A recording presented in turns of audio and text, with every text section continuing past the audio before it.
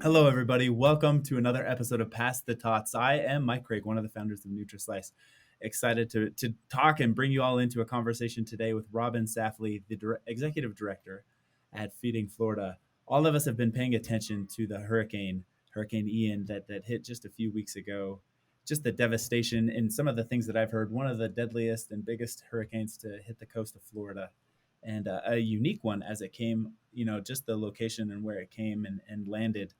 uh, we wanted to bring back Robin. She's been so generous with her time to ask her a few questions, how she's doing, and what organizations can do to be good community partners when events like a hurricane or any other disaster strikes. How to be good, thoughtful community partners. So, Robin, thank you so much for joining us again. Thank you, Mike, for having me here. I really Yeah. appreciate your attention on this matter. Well, first and foremost, how are you doing, and the team in Florida and throughout the state? How's everyone doing at Feeding Florida? We're doing really well. I mean, definitely it's been, 2 weeks, 2 full weeks, because we were activated along the state, the Division of Emergency Management, probably 4 days out when it was evident that the hurricane was going to hit some coastline on Florida, right? So Hmm. we start a 9 o'clock call every day with my network of 12 member food banks, right? That cover the entire state and service all 67 counties. And then that rolls right into a 10 o'clock call with the state ESF 6, which is Emergency Service Function 6, which handles mass feeding. So then we're coordinating with them. So my calls in the morning are really assessing what we see on the ground, what our inventory of product looks like. We also have a really strong relationship with our Division of Emergency Management. So, we're moving inventory all around so that we can be really close to the striking zone. We want some product in the area that's going to be hit just in case we're blocked off from getting there. But we also want to make sure that the majority of the product we have is sitting on the edges and ready to move in.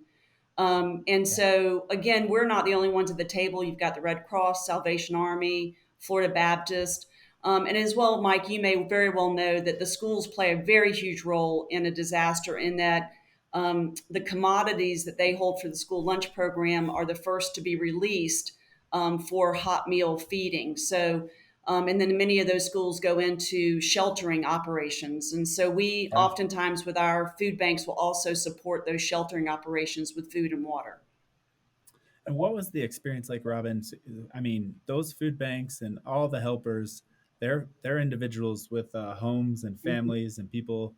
So the hurricane comes through, and just walk us through how did they respond? I mean, there had to have been some challenges, but maybe just help us understand at that level what was the experience for all those helping at the food banks. Yeah, so again, we were talking.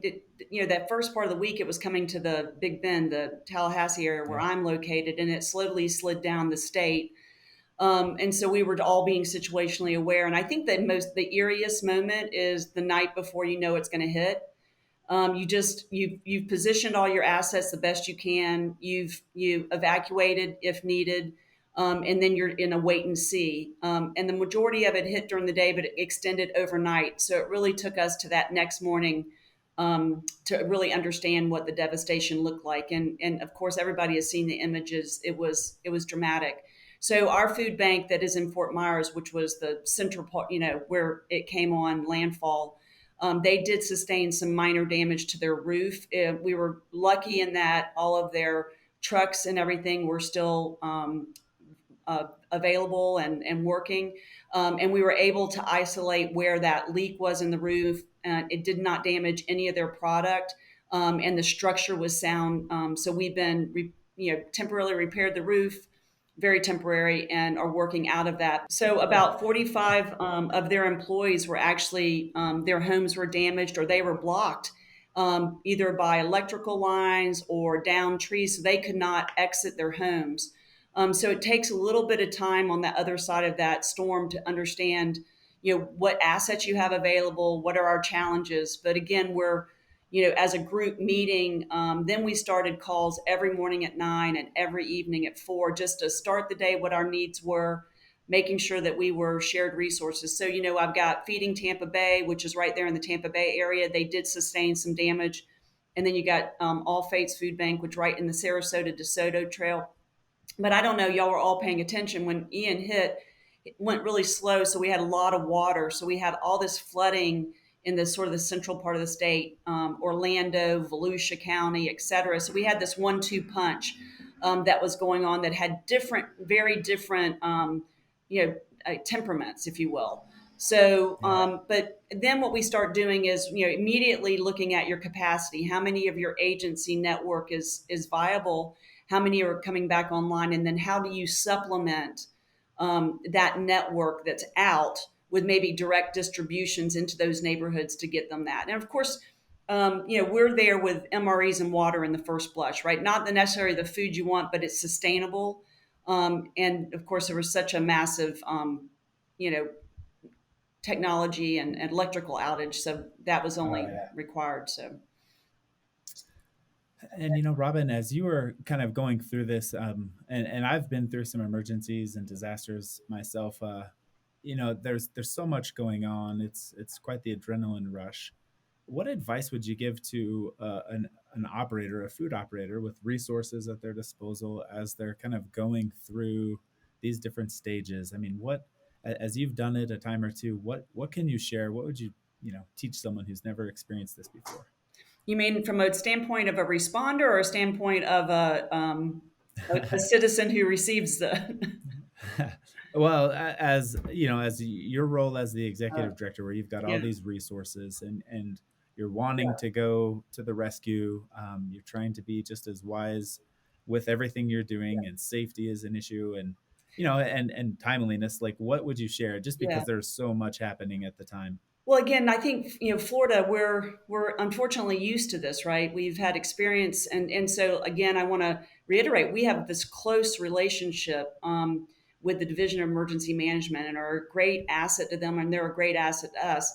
And so, as part of the ESF 16, with all of those other partners like World Central Kitchen, et cetera, we are on a call every day together, talking about what we're seeing on the ground, pockets that need to be addressed, who is the best person to get there. We're really trying to coordinate those assets, and all the while paying attention to the diversity of food that you're putting into the arena. For example, if there's no electricity, and people's homes are down, you don't want to give them fresh fruits and vegetables that they can't consume because they don't have any way to cook them.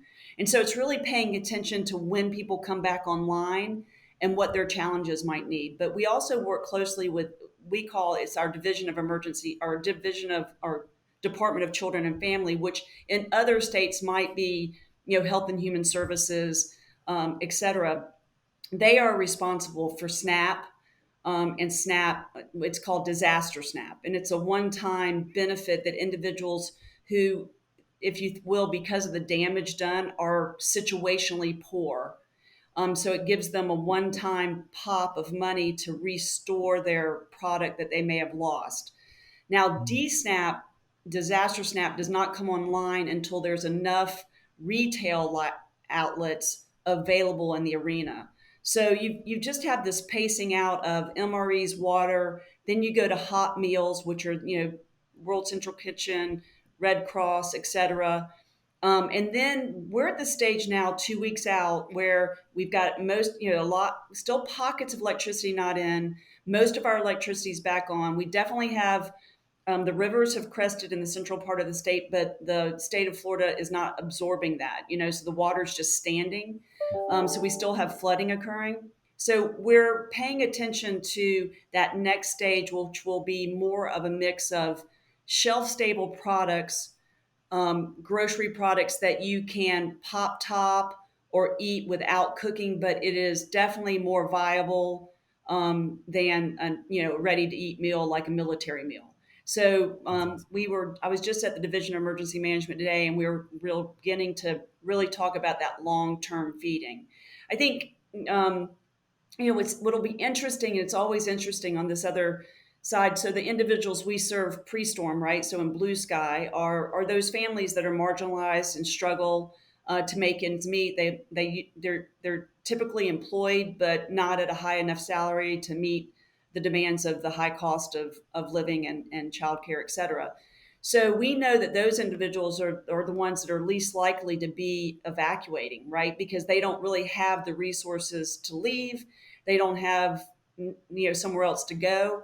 And we know that what happens during this time is they will be also the last to get stabilized.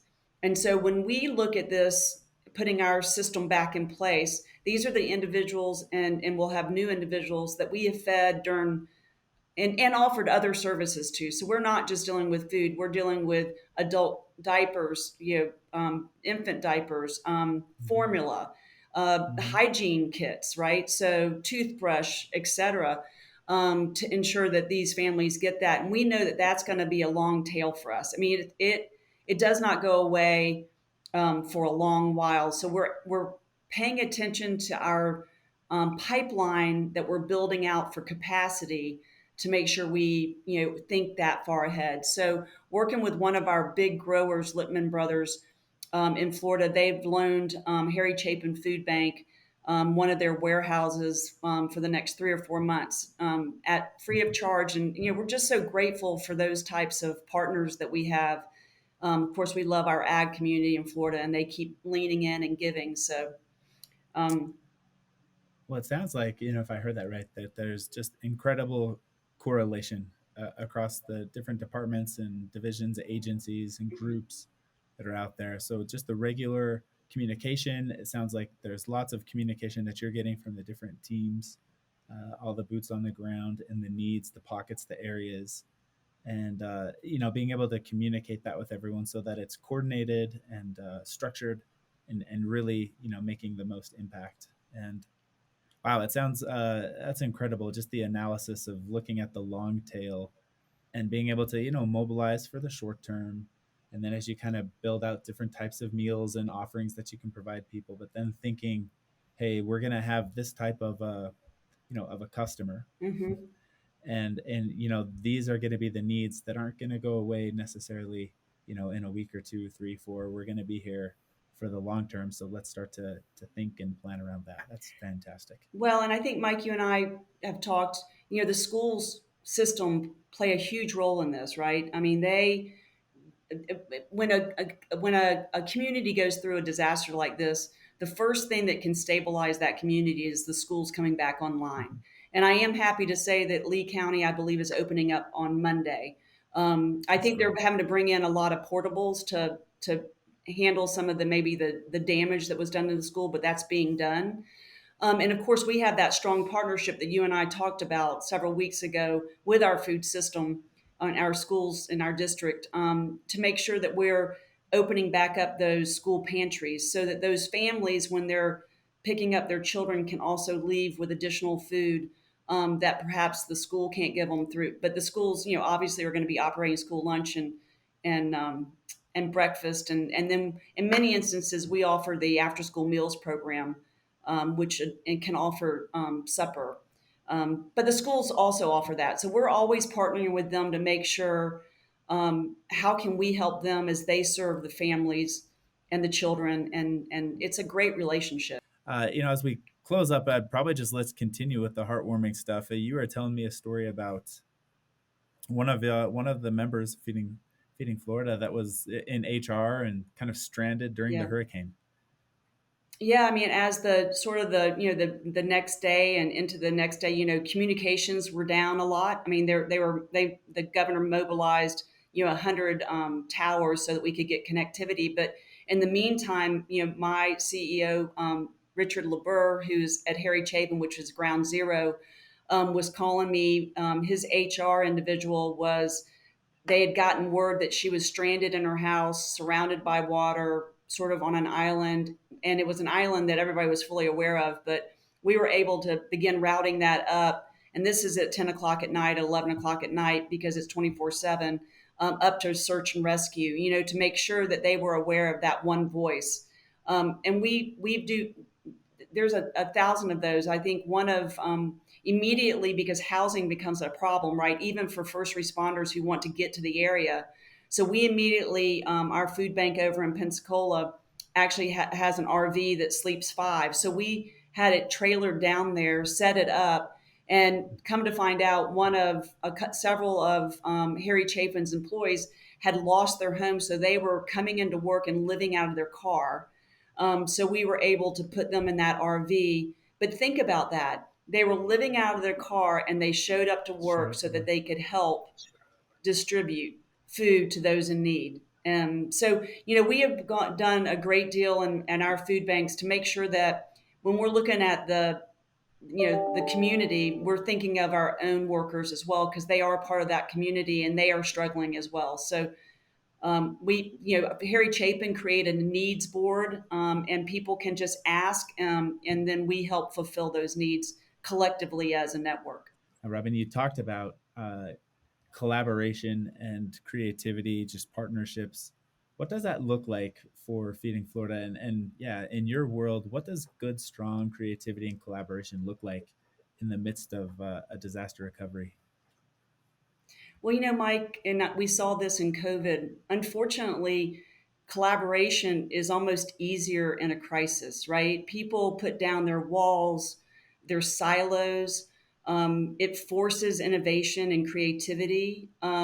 So you see a lot of that innovation come about. For example, in Hurricane Michael, we started really partnering with the Centers for Independent Living as well as the area agencies on aging, because they know where their clients are who might be homebound and need food. And so instead of us trying to figure out where that was, we partnered with them and then gave them food, and then they took it to their client. And so it's, how do you take sort of the infrastructure in that community and leverage it off of each other to ensure that you have created this blanket? Boys and girls clubs, the YMCA right off the bat emailed me and said, Robin, here's our facilities in the areas that have not received damage. We would love to partner with you to hold distributions. And so immediately we got that connected. And so I think, just ensuring that everybody is thinking outside of what their person is or what they do, what their mission is, but to think about the client we're trying to serve, and to understand that that client, if we're going to give them food, the question becomes, what else can we give them? Yeah. So the Department of Children and Family started setting up resource centers for the clients that they serve, right? So they called me and they said, Robin, we're doing this. And I said, well, you want me to arm your resource centers with food so that when that client comes in to get other assistance, they can then walk out with food? And that would be wonderful. And we started doing that. So it's thinking about the client, and when that client struggles to make a move to get somewhere, how do we ensure that at that moment they're getting everything possible? Yeah, So, the full force, and how optimistic. I mean, it's a tragedy and a disaster for sure, and one that's going to take time to have communities rebuilt and individuals and families kind of put back together. It's an effort, but what a silver lining that in the midst of these types of disasters, that the humanity side of organizations and individuals come up, and walls are broken down and partnerships can come through. And I wouldn't want anyone in the middle of that more than I would want you, Robin. So thank you. What are some of the links that we need to post in our show notes, Robin? Help us, point us, people that want to make some donations. And we'd encourage and invite everyone to be generous. There are some great things with Robin and her yeah. team, other organizations down in Florida. Where do we go? Well, I mean, obviously, if you want to donate to any of our food banks that are in the affected area, and there's 19 of those counties are at high risk, you can go to feedingflorida.org. The governor and Volunteer Florida also have floridadisaster.org, and we are a partner with them, so they have distributed money to us to support it. But I encourage people to, if they already have an affiliation with Red Cross or Salvation Army, that they give there. But we definitely would appreciate it, and it will go to good use. I don't keep anything at Feeding Florida; it all goes down uh, to where the rubber meets the road. Yeah. Robin, couldn't imagine anyone more primed to be in the role that you have, and everything that I've known and experienced together with you. So glad, so grateful for the work you do in Florida. Thank you very much. Uh, Keep working hard. Keep us close. We got a network of friends and those that want to help and support Florida as this recovery takes place. Robin Safley, Executive Director. Thanks, Robin. Appreciate you very Thank you, much. Mike. I appreciate it. Appreciate All your right. support. We'll look forward to our next conversation with Pass the Tots podcast. I'm Mike Craig. Until then.